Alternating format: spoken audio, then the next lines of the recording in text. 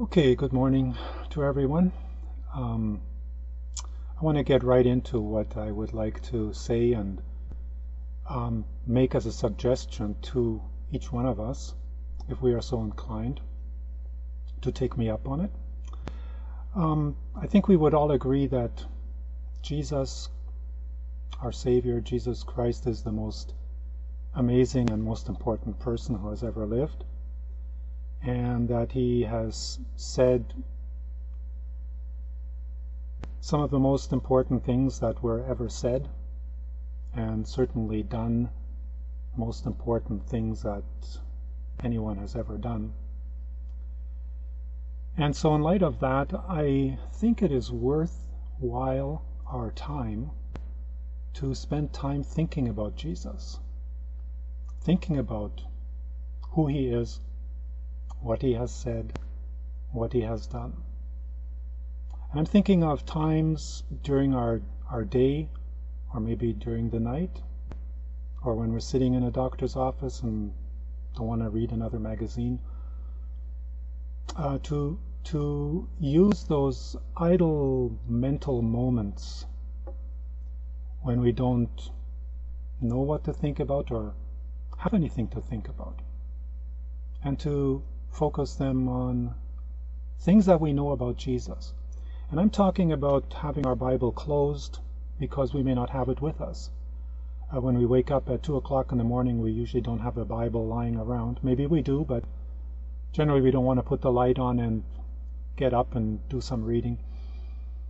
We want to get back to sleep, and this may be helpful to start thinking about Jesus at that moment, to fill up those moments with thoughts about him. And each one of us has a different level of knowledge of what Jesus has said, what he has done, and so on. But there are some things surely that most of us, if not all of us, can recall about Jesus that we know. So for example, a word he said like, "I am the good shepherd."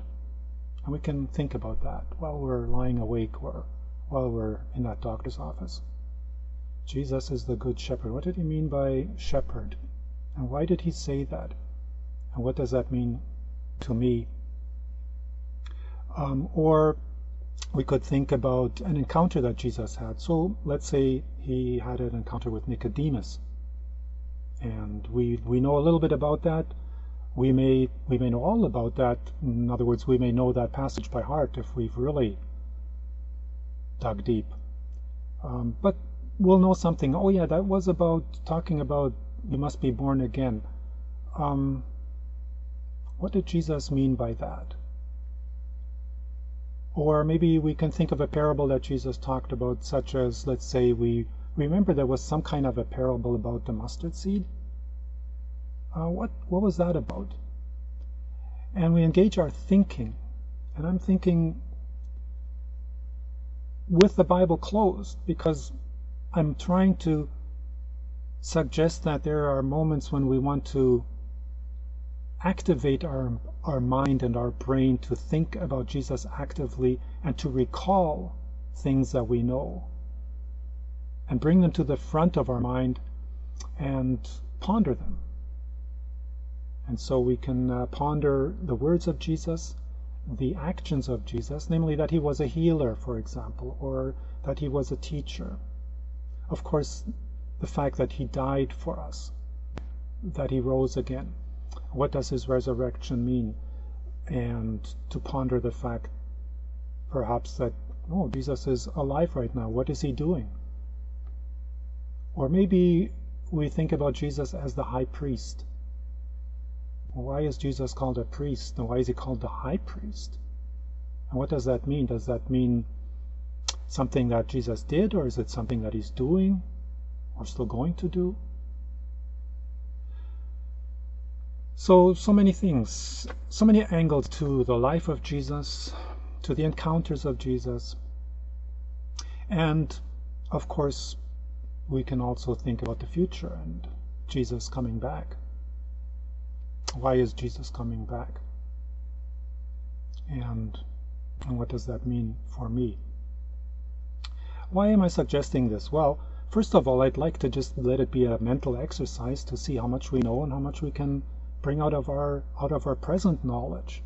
Not just reading another book or doing our devotions, which I don't want to poo-poo in any way, but before we read another devotional, let's think about what we already know and ponder what we already know and let it sink a little deeper maybe into our consciousness. And who knows what can happen from there. Jesus might become more real to us. We might be more amazed at who he is, and we may enjoy our relationship with him more.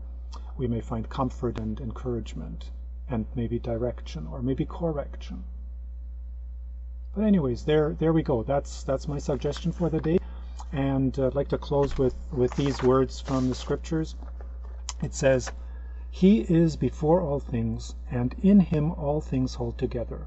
This is speaking about Jesus. "And he is the head of the body, the church. He is the beginning and the firstborn from among the dead, so that in everything he might have the supremacy.